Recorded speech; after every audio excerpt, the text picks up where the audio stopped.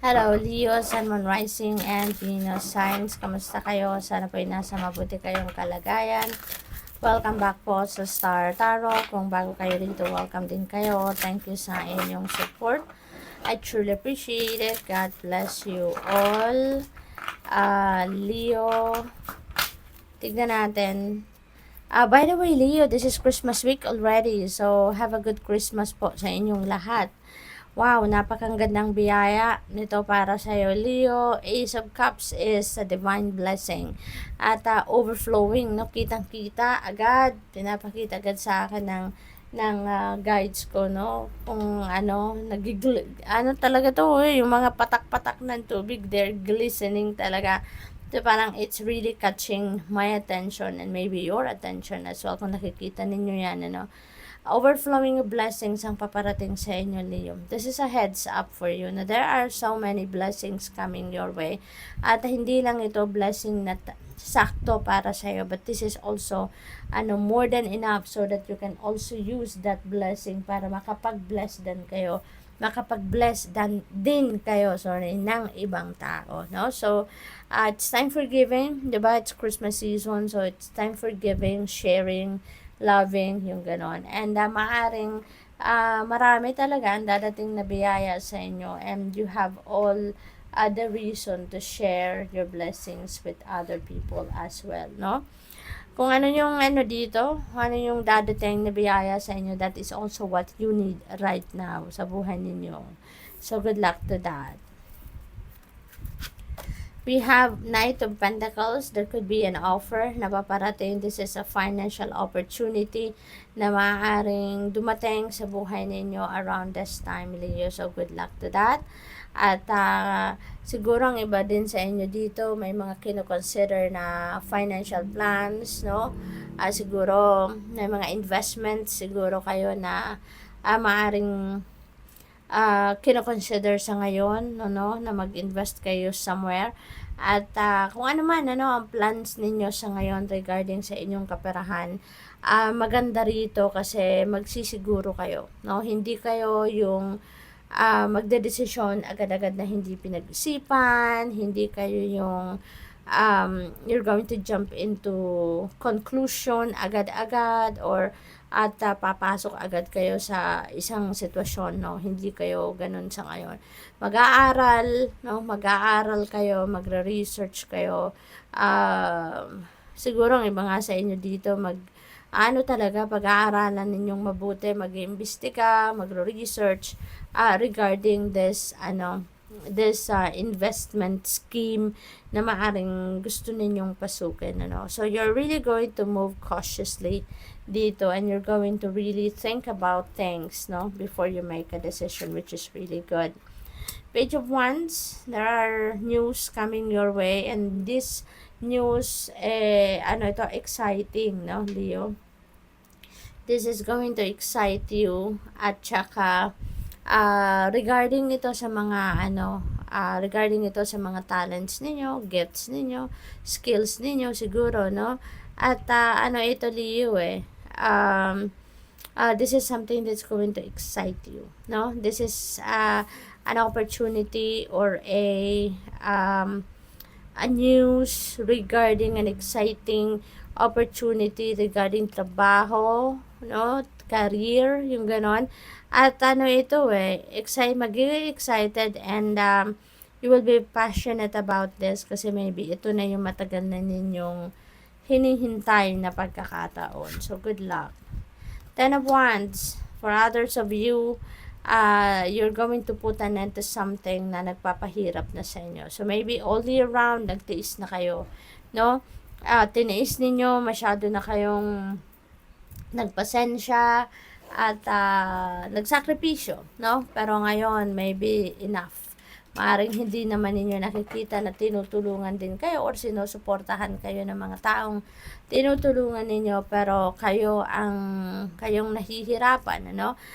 Parang siguro nakikita kayo na nahihirapan ng mga tao sa paligid ninyo pero walang initiative na tulungan kayo. Kaya ngayon, you're going to make a decision na tama na to. No, this is enough. No, enough is enough. Maaaring mag-speak up na kayo ngayon, maaaring magsasalita na kayo at magsasabi na kayo na I need help, no? I need help. Kung ayaw ninyo nang bigyan ako ng tulong, then do it yourself, 'di ba? Maaaring ganon. Kayo na lang, subukan nyo naman kung anong pakiramdam, 'di ba? For others of you, baka trabaho 'yan, ano? Baka this is overwhelming task, or baka you're dealing with an overbearing boss. Baka hindi rin kayo nag-overtime pero maaaring hindi rin kayo nababayaran ng tama, hindi kayo compensated, no, for the work that you do, or long hours talaga, no, trabaho. Yun na pick up ko rito dahil ang dami ninyo sigurong kailangan gawin or gagawin, daming task siguro na binibigay sa inyo. This could also be family situation, no, baka sobrang dami naman ng gawain ninyo sa bahay, no, kayo na nagtatrabaho, kayo na nagpo-provide financially pagdating sa bahay, kayo din lahat, no, ang gagawa. Wow. 'Di ba, Leo? Kaya maganda 'yan, no, na humingi na kayo ng tulong. So, what else?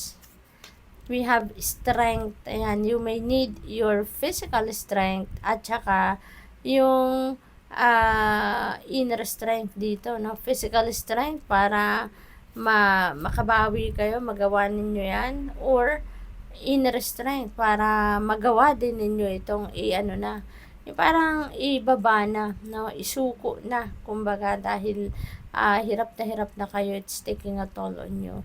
And maaari ngayon, kailangan ninyo ng lakas ng loob para magkaroon kayo ng drive, no, para makapagsalita kayo, masabi na ninyo kung ano ang tunay ninyong nararamdaman. We have gratitude, and so could be a reminder para sa iyo, no, na lahat ng blessings na natatanggap natin, maliit man or malaki, matuto tayong magpasalamat, matuto tayong mag-project ng ating positive gratitude attitude, para nang sa gayon mas marami pang ibigay sa atin ng universe. Kasi 'di ba, kapag nagpapasalamat tayo, yung gratitude natin na ine-express natin sa universe, that is like the key, no? Yun ang nagsisilbing susi para magano tayo, para magbukas ng pinto para sa mas marami pang biyaya, no, na isesend sa atin. So, what else? We have patience. Ayan, be patient. Okay, Leo, be patient. Maaring ang iba sa inyo rito nagmamadali lagi, baka ang iba sa inyo rito yung bang mayroon kayong hinihintay at siguro na iinip na kayo, no, sa pagdating nito. Kaya niimbitahan kayo rito na magpasensya at huwag kayong mag-give up. Okay? Patuloy kayong maghintay, patuloy kayong mag-persevere kung ano man ang ginagawa or kailangan ninyong gawin pa dyan.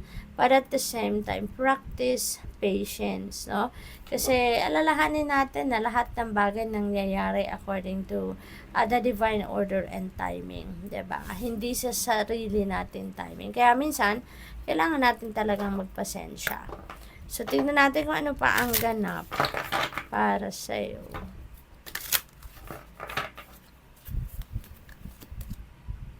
We have intention. Ayan. So, you're given that opportunity ngayon to set your intentions. And this is perfect. No? This is perfect ngayon sa panahong ito. Kasi maaaring ang iba sa inyo dito may sinusunod na sort of tradition or pamahiin na during Christmas season or on Christmas Day itself, no, baka nagsaset kayo ng intention that you want to fulfill, no, for depende sa ano ninyo, sa kagustuhan ninyo. Kasi ang iba dyan nagsaset ng new intentions for the whole year, no, from December 25 to December 25 next year. So it's a year long na intention ninyo. So it's like a long term goal, no, somehow for some of you.